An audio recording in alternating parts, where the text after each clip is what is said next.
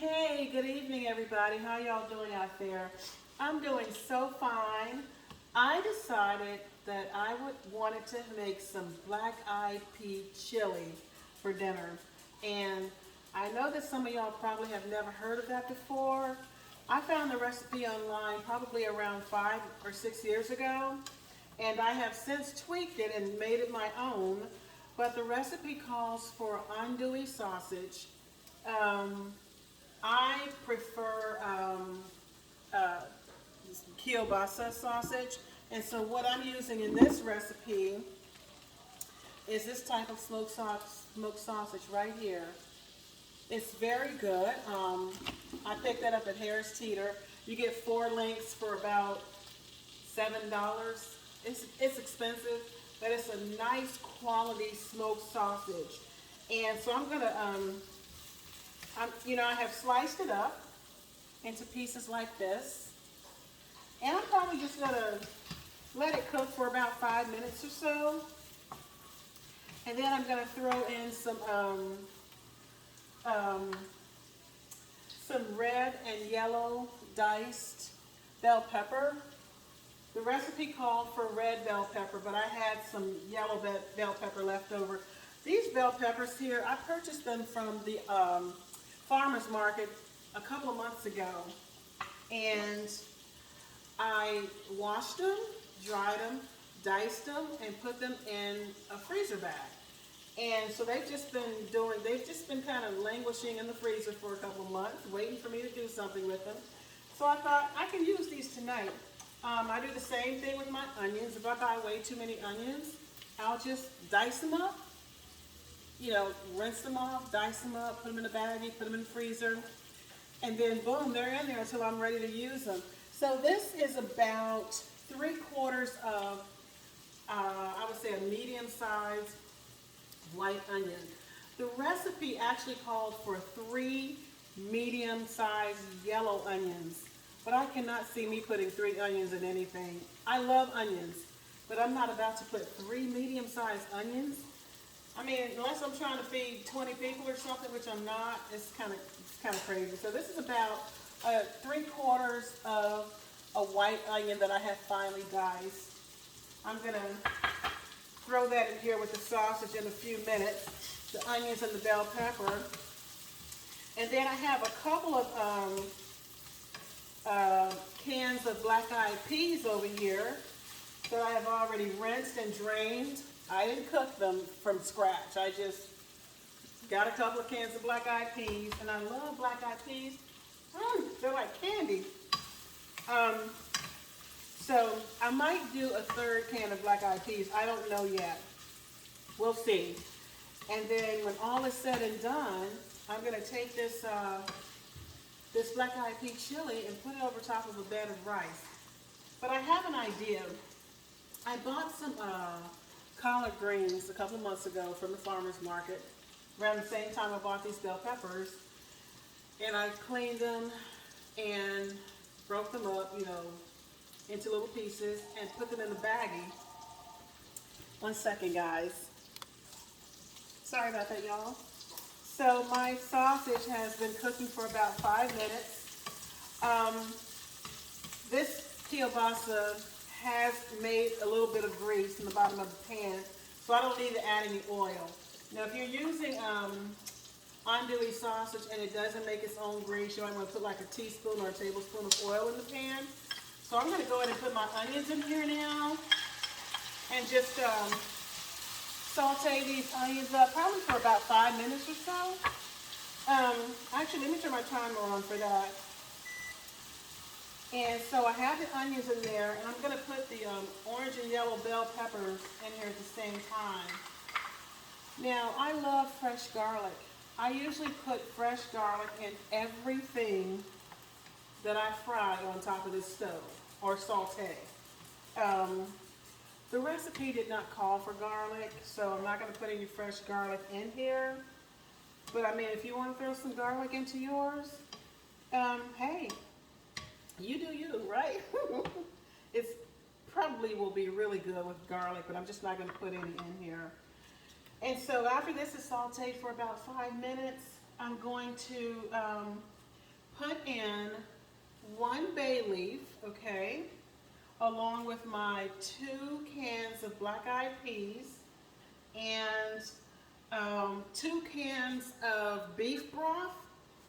I like to use the Maggi beef cubes.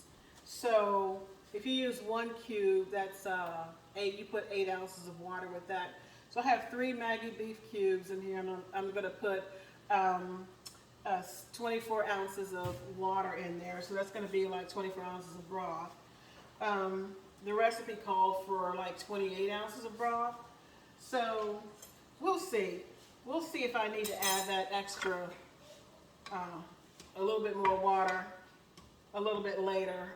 But for now, I think I'm just going to start with the 3 cups of water and those 3 Maggi beef cubes, which are so amazing. They season your food so well. And my good friend turned me on to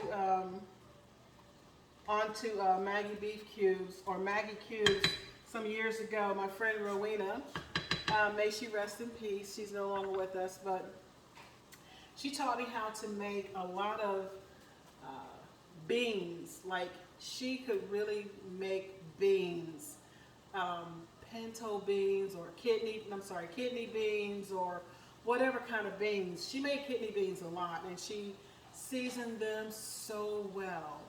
And she made me fall in love with beans all over again, seriously. And you know, I know a lot of times people don't want to eat beans because they give you an upset stomach.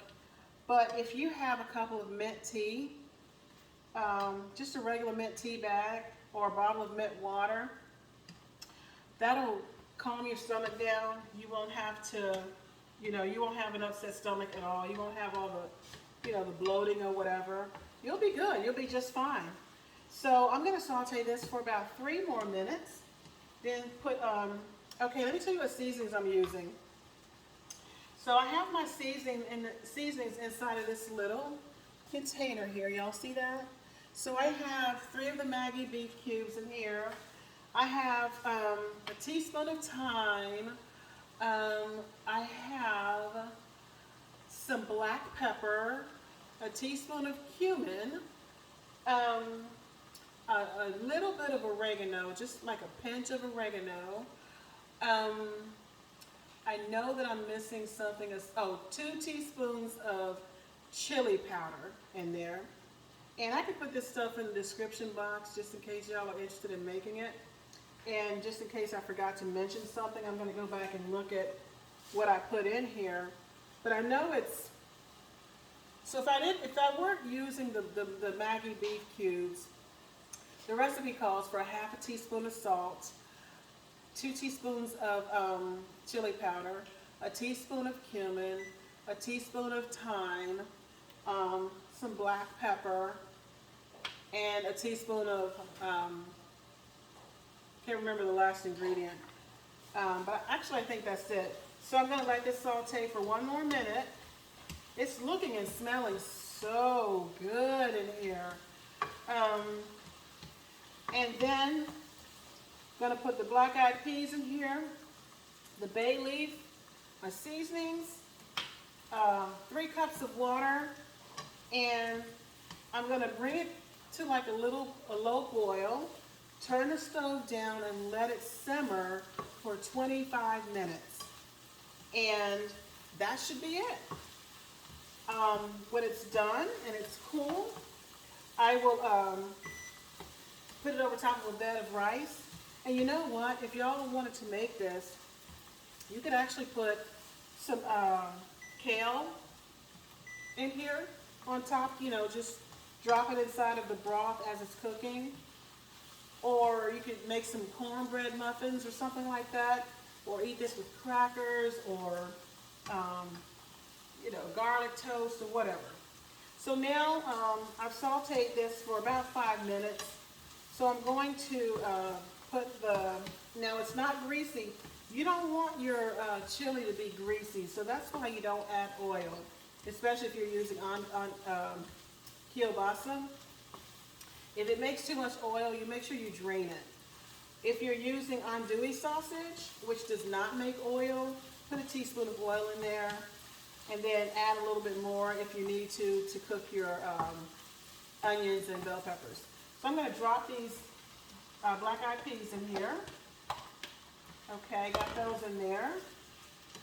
Oh, you know, if you have a family member or friend that lives with you and you make this recipe, and let's say they don't like black-eyed peas, let them taste this. They're going to find out that they absolutely love black-eyed peas. It's all in how you prepare the peas. So look at all of this wonderful seasoning. I put a little bit of extra black pepper in there because I like my food to be spicy, and I don't have any habaneros. Yes, I do. I went to the international market, African food store, and I have some habanero pepper sauce. I might be giving some of this to a relative who doesn't like spicy food, so I'll just add it to my own little bowl when I'm done. So I mixed the seasonings in. I'm going to drop this bay leaf in there. This is 2 cups of water. I'm going to put 1 more cup of water in here. So this is my 3 cups of water. I'm going to turn the stove up to high, bring it to a boil, and then I'm going to turn it down to low and let it simmer for 25 minutes.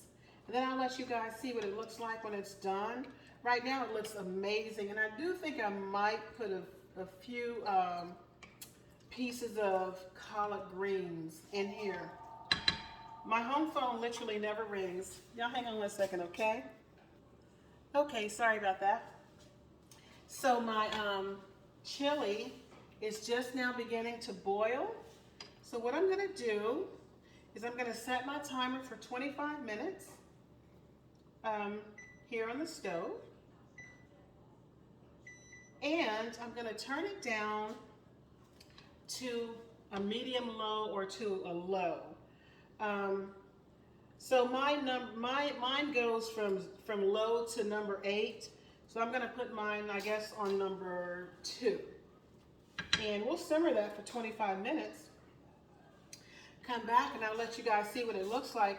Actually, I said I was gonna put a little bit of collard greens in there. Let me get those out of the freezer real quick. So like I said, I bought these collard greens from the farmer's market a couple months ago. Cleaned them, broke them into little pieces, and this is what they look like now. They're all broken into little pieces like this. So I'm going to put just a few in here. It won't overwhelm the flavor of the chili, not at all. And if I had some kale or something, I'd do that instead. But this is what I have. And it's a way for me to use up these collard greens and make myself a nice, healthy meal. So I'm going to come back to you guys when this is all done. I'm going to put some of it over top of my rice and let y'all see what it looks like. My rice has already been cooked. I just used a bag of jasmine rice, the kind that cooks in 8 to 10 minutes, the success rice. Already cooked and ready to go. I haven't decided whether or not I want to do some cornbread or crackers or garlic toast. I don't know yet what I want to do, but this is looking good, smelling good. I tasted it. Tastes great. It needs some fire in it though. It needs some pepper. But because I'm going to be sharing this, I can't put the pepper in here now. So y'all, I'm going to come back and talk to y'all again once this is done so y'all can see how it looks. Okay, y'all, it's nice and done. I cooked it for 25 minutes and I turned the heat up to a medium low because low wasn't doing it. And also, if you guys make this and you decide to put some kale or some greens in here, make sure you keep an eye on that bay leaf because it looks exactly like the kale or the collard greens that I have in here. So I had to really keep an eye on this bay leaf. I'm going to take it out now. And y'all, I already put some rice in a bowl here. This looks and smells so incredibly delicious. Oh my gosh, it's going to be absolutely wonderful. I ended up not making cornbread or corn muffins or what do you call it, garlic toast, just because I didn't feel like it.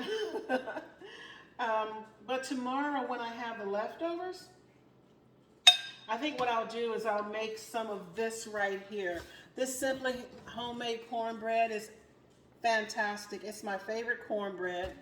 It legit tastes good. And let me see if I can get a spoonful of this chili, this black-eyed pea chili up onto the screen so you guys can see how it looks. It tastes wonderful, but this is what it looks like. You see that? There's some black-eyed peas and a few pieces of collard greens on there with the onions and the bell peppers. I ended up not using fresh garlic, but I did sprinkle some garlic on here. And so y'all, this is the finished product here. Doesn't that look absolutely amazing? Now that I have scooped my little portion out of the bowl, I am going to put some golden hot sauce in mine, just a little bit. This is habanero pepper sauce. And all you really need is a pea-sized amount because this stuff is so hot, it'll blow your head off. This is literally all I'm going to put in my peas. The ingredients on here is habanero peppers, tomatoes, vegetable oil, onions, green onions, garlic, paprika, sea salt, cubes, shrimp, magic, nutmeg, white vinegar. And that's used as a preservative. This stuff is delicious. It's seasoned very well and it's very, very hot. So let me taste this, y'all, right in front of you. Let me get that pepper off my spoon. It's going to be good. I've had this before, except I didn't put the greens in here. But here's a little bit. Y'all see that? Hey! Let me see. This stuff is flaming hot with the heat.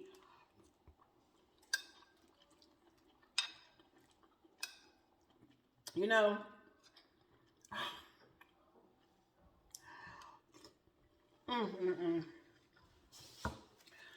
this is so ridiculous.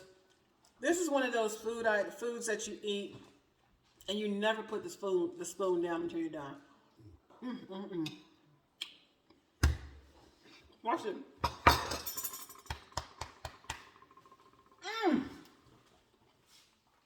So ridiculous. So ridiculous. The kale is a very nice compliment to the black-eyed peas. It's so fantastic. It tastes like it's been simmering in a crock pot for 8 hours. It's really good. I'm telling you, it's so good. So if y'all make black-eyed peas for the new year, do something special with your black-eyed peas. You know, snazz it up a little bit.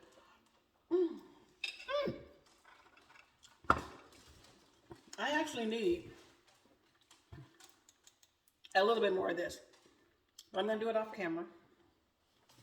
I'm gonna try to do more of these videos of me just doing stuff around the house, in addition to my little improv videos, because you know I'm having fun with this, and I hope you guys are enjoying, you know, watching me on YouTube from time to time. If so, please subscribe to my channel and give me a thumbs up just to let me know. Y'all have a wonderful evening. A Happy New Year. I'll probably do 1 or 2 more videos before the new year, but I would just like to wish every single one of you guys a very happy new year, okay? Do whatever you can do to make it a good one, all right? Let me get one more little bite of this.